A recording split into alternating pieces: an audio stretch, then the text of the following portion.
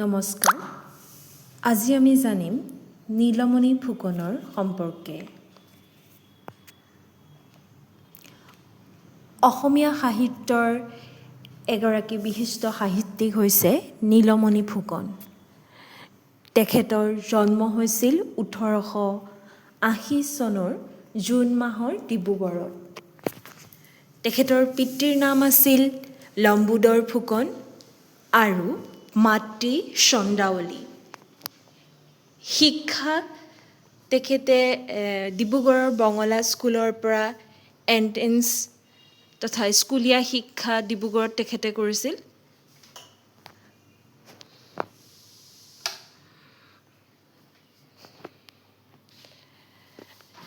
তেখেতৰ শিক্ষা জীৱনলৈ যদি আমি চাওঁ তেনেহ'লে দেখি পাম যে কলিকতাৰ প্ৰেচিডেন্সি কলেজ কটন কলেজৰ পৰা FA, কোচবিহাৰ ভিক্টোৰিয়া কলেজৰ পৰা BA আৰু কলিকতাৰ পৰা অসমাপ্ত আইন শিক্ষা গ্ৰহণ কৰিছিল।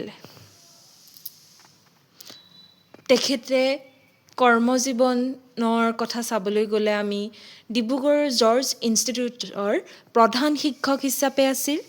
আছাম লেজিছলেটিভ কাউন্সিলৰ তেওঁ সদস্য হিচাপে আছিল। অসম এছেম্বলি সভাৰ আছিল তেখেতে। তাৰোপৰি তেখেতে সাতদিনীয়া বাতৰি কাকত 9 জুন, আলোচনী, অসমীয়া দৈনিক বাতৰি কাকত, দৈনিক বাতৰিৰ প্ৰথম সম্পাদক আছিল। তেখেতৰ অসমীয়া সাহিত্যৰ অৱদানৰ সম্পৰ্কে যদি চাওঁ তেনেহ'লে দেখা পাম তেখেতে যথেষ্ট সাহিত্যৰাজি অসমীয়া সাহিত্যলৈ দি অসমীয়া সাহিত্যৰ ভঁৰাল চহকী কৰি থৈ গৈছে। তাৰ ভিতৰত জ্যোতিকণা, এই জ্যোতিকণাৰ যোগেদি তেখেতে কবি হিচাপে প্ৰথমে আত্মপ্ৰকাশ কৰিছিল। তাৰ পাছত তেখেতে জয়াতীৰ্থ, চিন্তামণি, মানসী, গুটিমালি, জিঞ্জিৰী, মহাপুৰুষীয়া ধৰ্ম, অমিত্ৰা, সন্ধানী, শতধাৰা, মৰ্মবাণী, আহুতি, তৰুণ অসম, মৰাডালৰ কুঁহিপাত, তুমিনো নোহোৱা কি ইত্যাদি।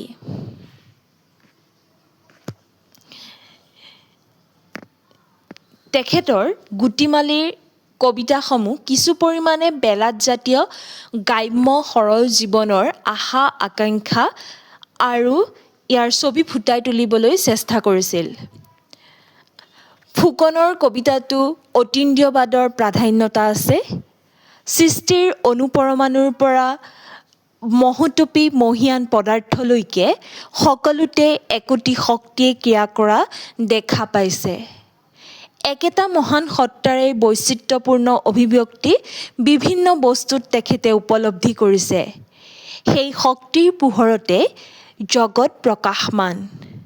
কবিয়ে জগতৰ খণ্ড সৌন্দৰ্যৰ অপূৰ্ণতাৰ অন্তৰালত চিৰ সুন্দৰৰ সৌন্দৰ্যৰ ক্ষণিক প্ৰভা, ৰূপৰ মাজত অৰূপৰ আৰু সীমাৰ মাজত অসীমৰ সন্ধান পাইছে। তেখেতৰ মানসীৰ কবিতাসমূহ কবিৰ সৌন্দৰ্যানুভূতিৰ নিদৰ্শন আৰু সন্ধানীৰ কবিতাত কবিৰ জগত ৰহস্যৰ প্ৰহেলিকা ভেদ কৰা গভীৰ উদ্বেগ আৰু মানসিক প্ৰচেষ্টা লক্ষ্য কৰা যায়। অন্তৰ্দৃষ্টি আৰু ভাবুকতাৰ পৰিচয় পালেও আৱেগৰ তীব্ৰতা প্ৰকাশৰ সাৱলীলতা তেওঁৰ বহুতো কবিতাত পোৱা নাযায়। কাৰণ ফুকনে ভাতৃ বয়সত কবিতা লিখিবলৈ আৰম্ভ কৰে, যিটো সময়ত কল্পনা স্তিমিত হয়, অনুভূতিৰ মাত্ৰা আৰু বেগ মন্থৰ হয়। অৱশ্যে এই সময়ত চিন্তা পূৰঠ হয় আৰু উপলব্ধি অভিজ্ঞতা গভীৰ হয়। ফুকনৰ কবিতাৰ ক্ষেত্ৰতো সেয়ে হৈছে। কবিতাবোৰত কল্পনাৰ আৱেগৰ বৰ্ণাঢ্য ৰূপ আৰু সৌৰভ বিশেষ পোৱা নাযায়। পৌৰত্ব আৰু বাৰ্ধক্যৰ সংযমে কল্পনা আৰু আৱেগক মুক্তভাৱে আত্মপ্ৰকাশ কৰিবলৈ সুবিধা দিয়া নাই। কবিতা ৰসান্বয়ী কৰা আৰু এই দুয়োটা উপাদানৰ দীনতা ঘটিছে। ছন্দৰ সাৱলীল গতিও ঠায়ে ঠায়ে ব্যাহত হৈছে। ভাৱৰ পুনৰুক্তি বহুতো কবিতাৰ সাধাৰণ বৈশিষ্ট্য। তথাপি আমি কালীচৰণ দাসৰ লগত সুৰ মিলাই ক'ব লাগিব যে ভাতৃ বয়সৰ জ্ঞানপুষ্ট মনোবৃত্তি আৰু অভিজ্ঞতাসিক্ত অনুভূতিৰ হেতুকে কবিজনাৰ কবিতাত বাহ্যিক সৌন্দৰ্যৰ প্ৰতি ব্যাকুলতা নাই। আছে ৰহস্যসন্ধানী ক্ষুদ্ৰৰ মাজত বিৰাটক প্ৰাকৃতিক খণ্ড সৌন্দৰ্যৰ মাজত চিৰ সুন্দৰৰ প্ৰতিবিম্ব, দিগন্ত আৰু সাগৰৰ বিশালতাৰ নিদৰ্শনত অসীমক সন্ধান কৰাৰ কৌতূহল। তেখেতৰ কবিতাত যৌন আৱেগৰ উন্মাদনা অথবা নাৰী সৌন্দৰ্যৰ আকৰ্ষণো নাই।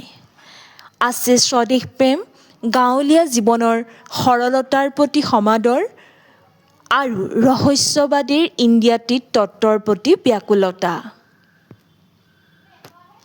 তেখেতে অসম সাহিত্য সভাৰ শিৱসাগৰ আৰু ডিব্ৰুগড় অধিৱেশনৰ সভাপতি আছিল।